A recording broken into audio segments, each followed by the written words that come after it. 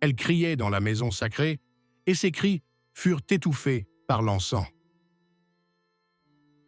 En janvier 367, une petite fille mourut dans le couvent Sainte-Agathe, près de Toulouse. Son nom n'a été conservé ni dans les registres des bénédictins, ni dans les archives de l'Inquisition. Dans les chroniques, on l'appelait « celle qui ne s'est pas soumise ». Selon une note ultérieure du supérieur du monastère, elle a résisté à la purification et s'est ainsi privée de la couronne céleste. 8 semaines auparavant, sur ordre du conseil spirituel, une enquête avait été ouverte dans le monastère pour déviance sexuelle. Cette enquête avait été motivée par les plaintes de 2 religieuses âgées qui affirmaient que certaines des jeunes sœurs se réveillaient avec des traces impures et se touchaient dans l'obscurité. Le matin du 13 novembre, après la messe dominicale, 2 novices furent convoqués. On leur interdit de revêtir leur tunique. Elles se tenaient nues sur le sol froid et en pierre devant une icône, et l'un des frères du monastère voisin, qui avait des compétences médicales, devait déterminer dans quelle mesure l'organe de la virginité était capable d'excitation. Témoignage conservé dans une copie des archives du palais de Toulouse. L'examen a été effectué sans contact physique. On a utilisé un fin bâtonnet de bois de cyprès taillé en forme de couronne. On l'introduisait entre les plis et on observait la réaction de la chair.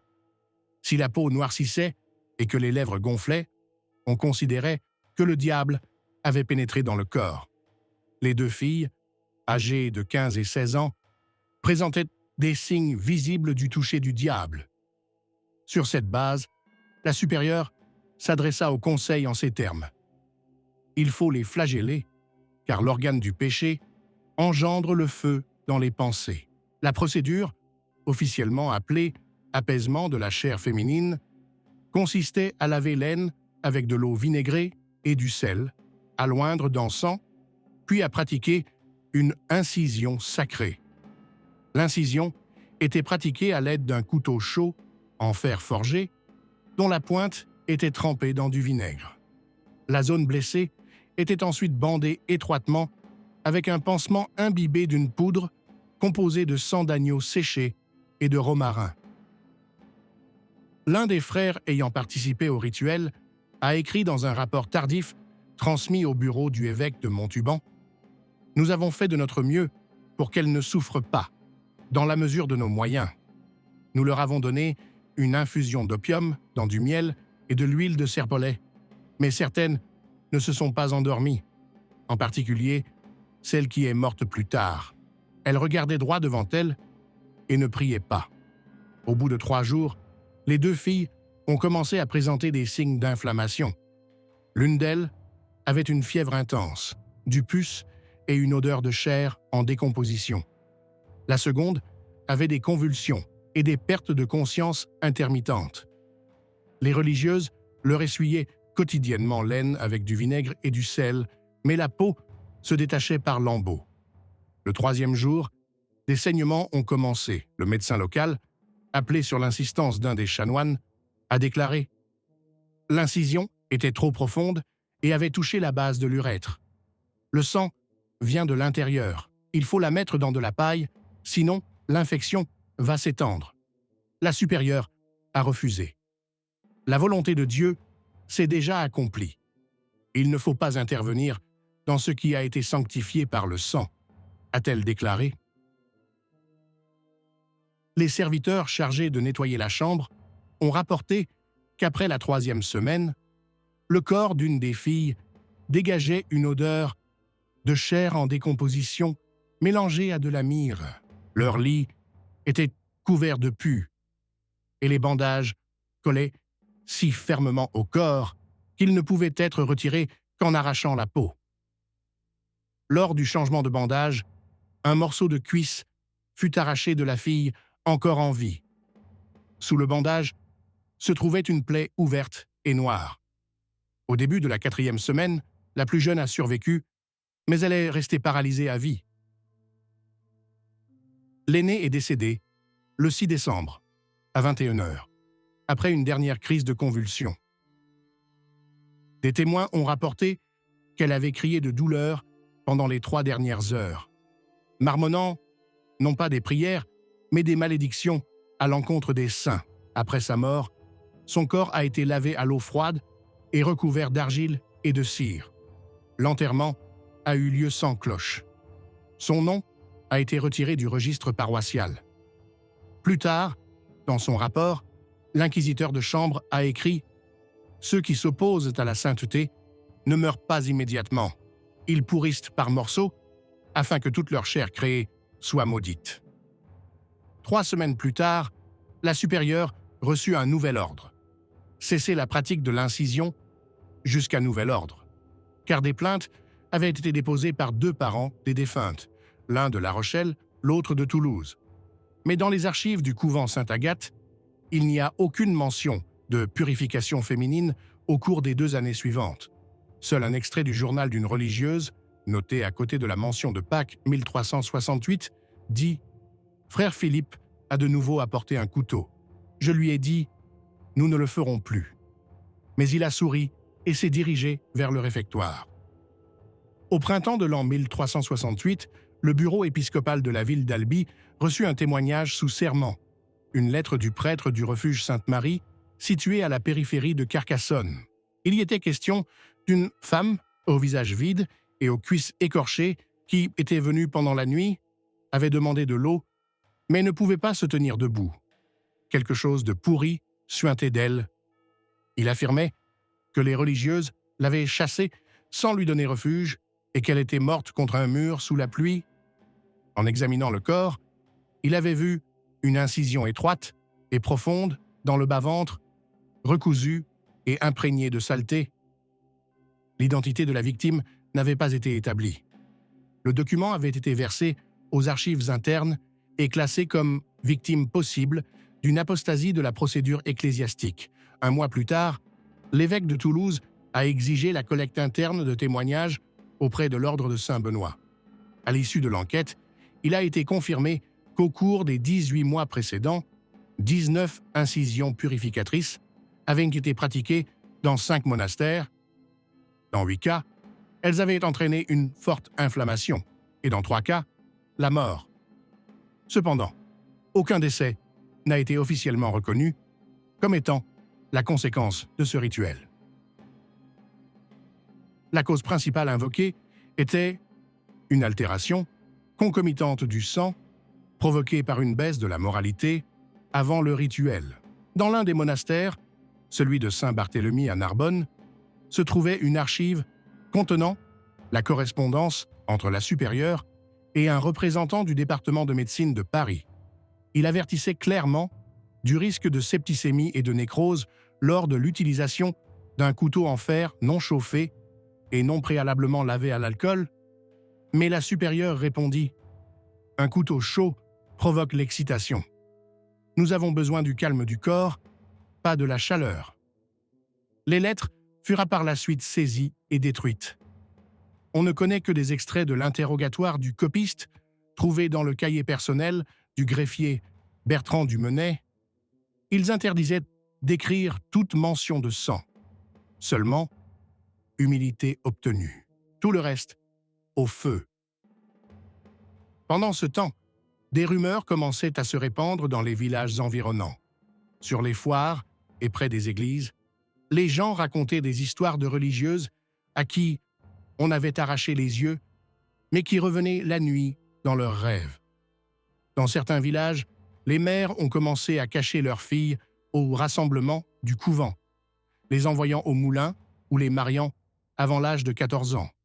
Un prédicateur itinérant près de Tarn fut battu pour avoir prêché « La sainteté du sang versé pour la chasteté ».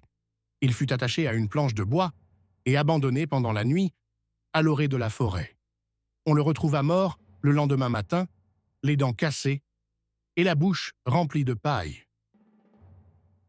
La chancellerie royale commença à soupçonner que derrière le rite d'apaisement se cachait non pas une purification, mais l'élimination systématique des femmes qui ne se soumettaient pas à la discipline. 2 informateurs du monastère Saint-Paul, tous 2 de rang ecclésiastique inférieur, ont rapporté qu'en réalité, la mutilation n'était pas appliquée à celles qui avaient péché, mais à celles qui exprimaient des doutes sur les postulats de la règle monastique. Dans un cas, il s'agissait d'une jeune fille soupçonnée d'avoir lu de la poésie populaire dans sa cellule. Dans un autre, d'une novice qui avait demandé la permission de se marier avec le fils d'un pharmacien. Le rapport manuscrit du pharmacien, remis à la chancellerie de Toulouse, contient les informations suivantes. Elle était encore fraîche quand je suis arrivé, mais elle ne parlait plus. Son pubis était enduit d'une sorte de graisse et ses jambes étaient liées. Elle avait de la fièvre. Elle tremblait tellement que ses dents claquaient. Dans un coin, il y avait un couteau sur lequel j'ai vu des restes de tissu et de cheveux, mais on m'a ordonné de ne rien toucher, seulement de saupoudrer le corps de sauge et de l'asperger de vinaigre. Certaines des moniales, les plus âgées, ont tenté de mettre fin à cette pratique. Mais dans un cas, au couvent Sainte-Ursule, la supérieure, qui avait proposé de remplacer l'incision par des ablutions périodiques, a disparu. Selon les notes de son assistante, Mère Marion est sortie aux toilettes dans la soirée, mais elle n'est pas revenue. Dans le puits où l'on jetait les cendres, on n'a trouvé que sa corde et une partie de son bonnet. Des rumeurs d'élimination violente ont commencé à se répandre dans la ville. Sur ordre de l'évêque, l'accès au monastère a été temporairement restreint. Les portes de Sainte-Agathe ont été fermées à clé. L'entrée et la sortie n'étaient autorisées qu'avec l'autorisation du bureau. Ceux qui vivaient à l'intérieur étaient tenus de fournir quotidiennement des rapports sur l'état de toutes les novices. Les documents étaient rédigés sous surveillance. Ceux qui écrivaient mal ou se plaignaient étaient transférés en isolement pour immersion dans la prière. Le témoignage d'une servante qui a entretenu les chambres du couvent pendant 1 an était le suivant. Dans l'une des cellules, ça sentait le miel et la viande. J'ai trouvé des bandages et de la cendre sur le lit, et dans un bol, du sang de femme avec des pétales de rose. On m'a convoqué chez la mère supérieure qui m'a dit « Tu as vu ce qui n'existe pas. Oublie ça. » Une semaine plus tard, on m'a envoyé dans une autre ville, mais je ne dors plus, je les entends la nuit. À l'automne 1368, aucun cas n'avait été officiellement reconnu dans le diocèse de Toulouse. Mais dans une lettre personnelle du chanoine Robert de Montréal à l'archevêque de Béziers, on pouvait lire « La pourriture s'infiltre à travers les blessures laissées par le couteau, mais l'Église continue de dire « C'est le chemin vers la grâce ». Au cours de l'hiver 1369, au monastère Saint-Aubin, au nord d'Albi, 8 cas de silence ont été enregistrés. C'est ainsi qu'on appelait la disparition de novices dont le comportement ne correspondait pas aux normes de modestie. L'inventaire des archives, dressé par le frère Aldouin, rapporte « En janvier, sur les 8, 2 sont revenus, mais elles ne parlaient pas, ne mangeaient pas et salissaient la paille sous elles. L'une est morte au bout de 3 jours, sans avoir prononcé un mot. L'autre avait du pus aux pieds et la chair du pubis noircie. On a dit qu'elle survivra. » L'examen médical effectué par un barbier appelé de Toulouse a été consigné dans un journal personnel avec la mention « Ne pas montrer à des étrangers ». Il a écrit « L'incision a été pratiquée grossièrement.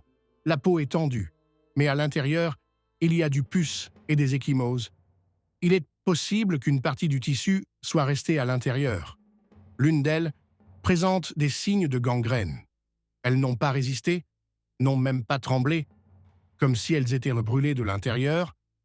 J'ai proposé d'enlever les parties touchées, mais la mère supérieure a dit « Leurs corps ne peuvent être restaurés, seule leur âme peut être sauvée. » Tout cela se passait dans le contexte des nouvelles directives de l'archevêque de Béziers qui exigeaient un renforcement de la surveillance de la moralité des femmes du couvent, en raison de rumeurs faisant état de voix nocturnes rampant à travers les murs.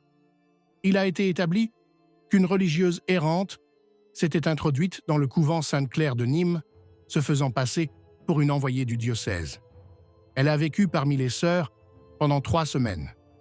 avant de disparaître dans la nuit, laissant derrière elle un rouleau sur lequel était écrit d'une main tremblante « Vous coupez ce que vous ne comprenez pas, mais un jour, cela reviendra à travers vos coutures. » 2 mois plus tard, une épidémie se déclara dans ce couvent. Sur les 24 novices, 12 souffrirent de fièvre, d'hémorragies internes et de douleurs dans l'aine. Les notes du médecin du couvent, retrouvées des années plus tard dans une armoire démontée, disaient « On ne sait pas où finit le péché et où commence la pourriture. Certains ventres durcissent comme la peau des morts.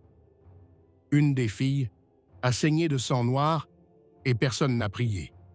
On chantait seulement des psaumes, comme si c'était un jour de fête.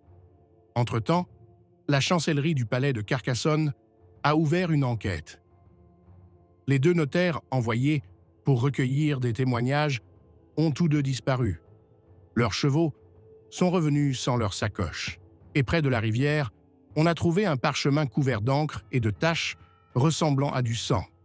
Après cela, l'accès au monastère a été temporairement interdit. La garde affectée à Saint-Jean, à Limousin, rapportait « La nuit, on entend des gémissements à l'extérieur, mais dans les registres quotidiens, tout le monde est vivant et prie. Nous demandons l'autorisation de faire entrer un médecin, mais on nous répond « La foi est le meilleur remède ». En réponse au renforcement des contrôles, certains monastères ont commencé un nettoyage interne. Selon des informations provenant de la correspondance interne du chapitre, il était recommandé aux supérieurs de retirer les noms des désobéissantes des listes avant l'arrivée des inspecteurs. Une lettre du couvent Sainte-Catherine contenait la phrase suivante « Elle était faible, elle soupirait après le monde charnel. Nous avons libéré son âme du doute, que son corps pourrisse sous le soleil de Dieu. » Lors d'un interrogatoire judiciaire, une servante qui servait l'eau dans le réfectoire a déclaré « Après le souper, la sœur aînée m'a ordonné d'emporter un bassin rempli de sang. J'ai demandé « Qui est malade ?» Elle m'a répondu « Ce n'est pas une maladie, c'est le chemin. » Quand j'ai jeté un coup d'œil dans la cellule, une petite fille était allongée sur le lit. Elle gémissait doucement, comme un chiot. Ses jambes étaient écartées, et entre elles se trouvait un chiffon imbibé d'une humidité noire. Je me suis enfui. On ne m'a plus jamais laissé entrer. Peu à peu, la peur s'est emparée du clergé. L'un des jeunes chanoines, Jean de Rennes, a refusé de lire la liturgie sur la purification du principe féminin, qualifiant cette pratique de mutilation flagrante. Il a été arrêté et emprisonné dans les cachots de l'abbaye de Saint-Gilles. Il mourut de fièvre 9 jours plus tard. L'autopsie révéla des coupures sur sa poitrine et son cou. Le médecin qui pratiqua l'autopsie écrivit dans son journal « Il est mort de septicémie, mais la peur dans ses yeux était morte avant. » C'était comme s'il savait déjà qu'il n'y avait pas de purification dans la douleur, seulement le silence dans le sang. Au printemps 1370, une directive secrète fut diffusée dans les diocèses. Toutes les procédures monastiques liées au sang doivent être considérées comme une affaire interne à l'ordre. L'ingérence des laïcs sera punie par l'excommunication. Cela permit aux religieuses de poursuivre leurs rites, voire de les intensifier. Dans certains monastères, on découvrit des cachots souterrains où se trouvaient des croix en bois avec des pinces, des couteaux, des bols remplis de charbon et des bandages. Les murs étaient couverts de prières griffonnées avec les ongles. Les femmes continuaient de disparaître, certaines avec l'approbation tacite de leur famille, d'autres étaient enlevées. Dans un rapport du maire du village de Saint-Lû, on pouvait lire « Le 15, la fille du meunier a disparu. Elle a été vue près de la route dans la soirée, mais le lendemain matin, il n'y avait plus aucune trace d'elle. 3 jours plus tard, sa robe a été retrouvée près du mur du monastère. Elle était mouillée et sentait le vinaigre. » Au printemps 1371, sous l'abbaye Sainte-Modeste à Rouen, on découvrit un caveau secret. Caché derrière une icône murale, à l'intérieur, se trouvaient 8 corps, tous féminins. La plupart avaient les jambes ligotées avec des bandages imprégné de sang séché, de pus et d'une odeur nauséabonde. Certains membres étaient coincés dans des fixations en bois, et sur le mur, on pouvait lire « Élimine le doute, et tu te rapprocheras de Dieu ». Le rapport du médecin, Robert de Comignac, appelé pour examiner les restes, indiquait « Les incisions ont été pratiquées de manière maladroite. Les bords n'ont pas été nettoyés. Les tissus des défunts étaient déjà en décomposition de leur vivant. La mort est probablement survenue 2 ou 3 jours après l'intervention, accompagnée de fièvre, d'inflammation interne et de plaies étendues. L'une des femmes était enceinte. Les résultats de l'examen ont été scellés et la crypte a été murée. Sur ordre de l'archevêque, l'affaire est close, car les morts se taisent et les vivants se sont repentis. Le médecin a été accusé de outrage à la mémoire des vierges et, 3 semaines plus tard, il a été retrouvé dans la rivière, la gorge tranchée. Il lui manquait les doigts de la main droite. Pendant ce temps, dans les monastères, la rhétorique de la purification volontaire s'intensifiait. Les notes de sermons consignées lors d'une réunion d'évêques à Poitiers rapportaient « Celle qui ressent du désir a déjà péché. Celle qui se mutile, au nom de la pureté, est sainte. La chair féminine doit se taire. Toute humidité est un péché. Toute douceur vient du diable. Que le couteau purifie celles dont le cœur ne peut prier sans trembler dans leur ventre. » Certaines abbesses demandèrent l'autorisation d'étendre cette pratique aux jeunes filles de la noblesse, les soupçonnant de mollesse et de sang. Pécheurs. Dans les témoignages de Marguerite de Salins, consignés en 1372 après sa fuite, il est écrit « On m'a donné à boire du vin infusé avec des herbes, puis on m'a ligoté et on m'a lu des prières. Puis des gémissements et des cris, d'abord ceux d'une autre, puis les miens. Je sentais quelque chose me couper à l'intérieur, puis tirer.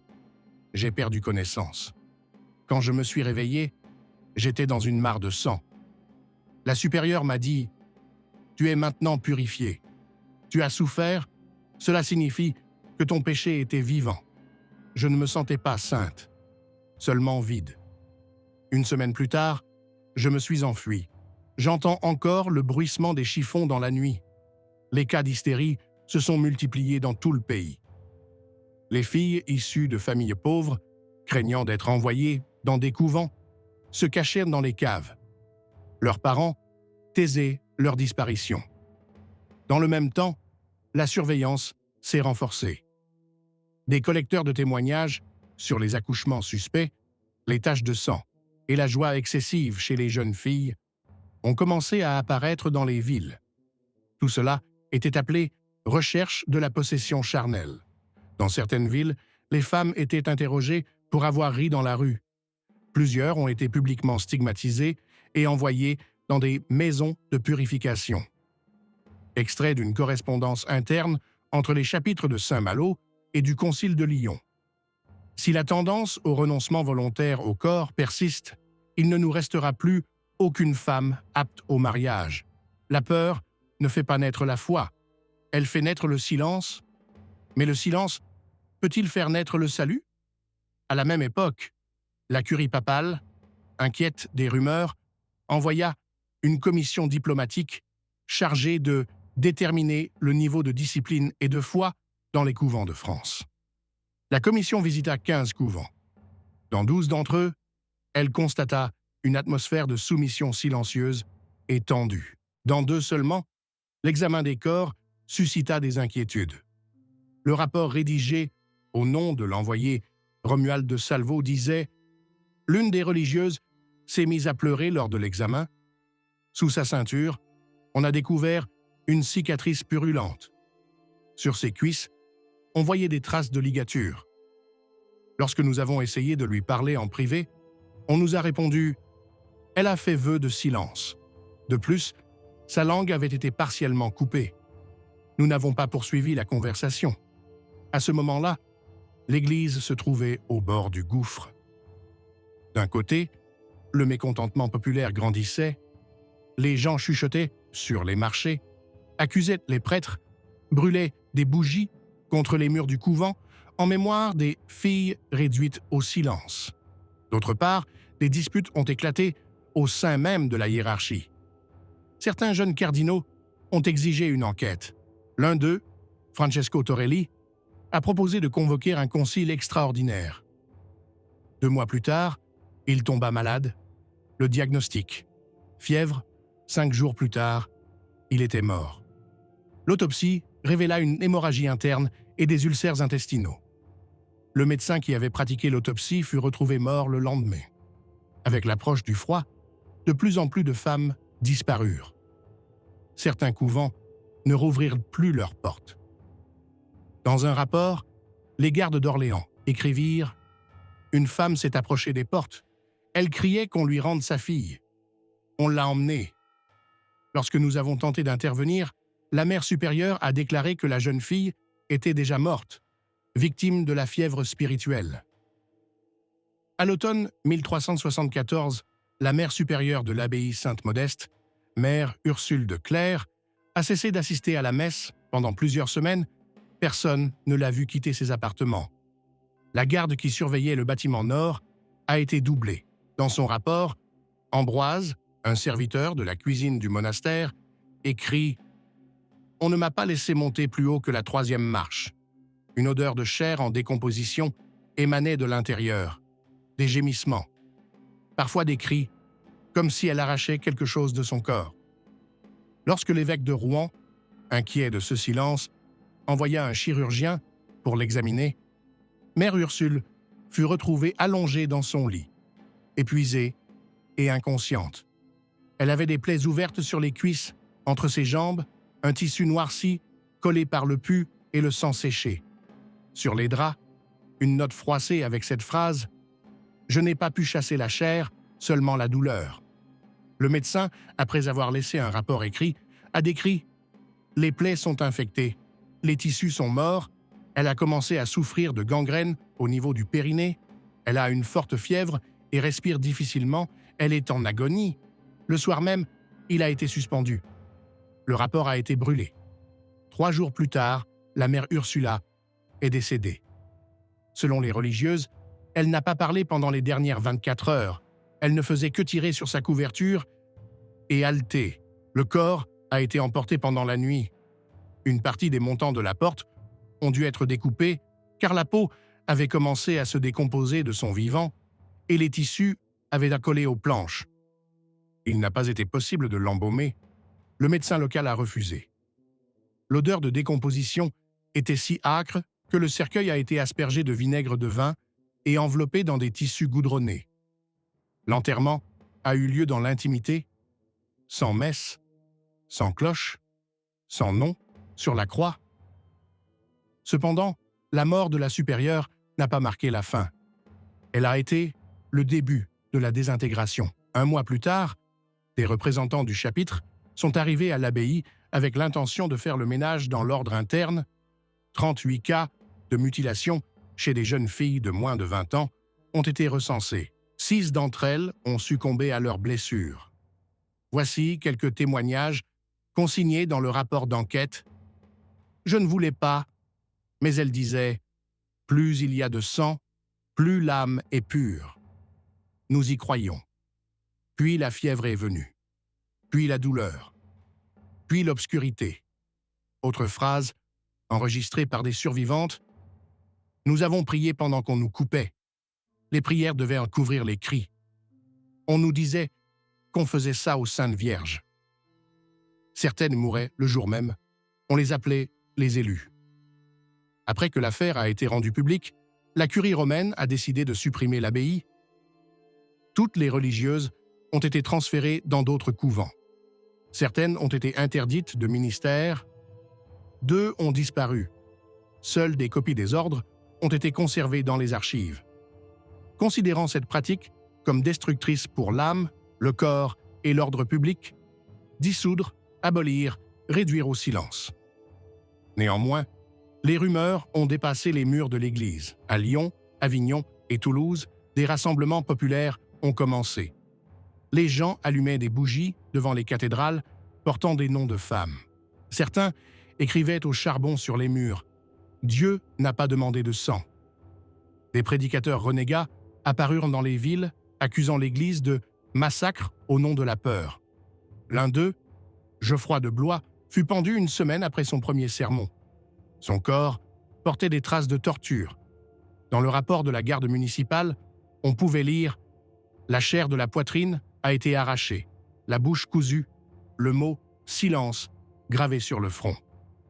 Plus tard, une commission fut convoquée à Paris qui déclara que ces pratiques n'étaient pas systématiques et résultaient d'un fanatisme local. Cependant, des notes internes de la cathédrale Saint-Denis témoignaient « Nous savions, mais nous avons gardé le silence ».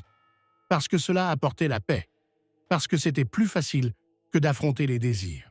Un an plus tard, en 1375, un décret fut adopté, interdisant toute intervention chirurgicale dans les couvents féminins sans l'autorisation écrite de l'évêque. Cependant, dans les faits, aucun contrôle ne fut mis en place. Dans les couvents isolés, les femmes continuèrent de disparaître. Les témoignages cessèrent. La chair continua de se taire. Dans le traité « Sur les limites de la sainteté », rédigé plus tard par un moine anonyme, on pouvait lire « Ils ont coupé ce qu'ils craignaient. Et ce n'était pas le corps qu'ils craignaient. Ils craignaient le désir. Ils craignaient les femmes. Ils craignaient la mémoire. » Ainsi s'acheva l'histoire de celle qui voulait bannir le péché à coups de couteau, et cela engendra un grand silence, dans lequel des centaines de corps pourrirent sans nom au nom de la pureté.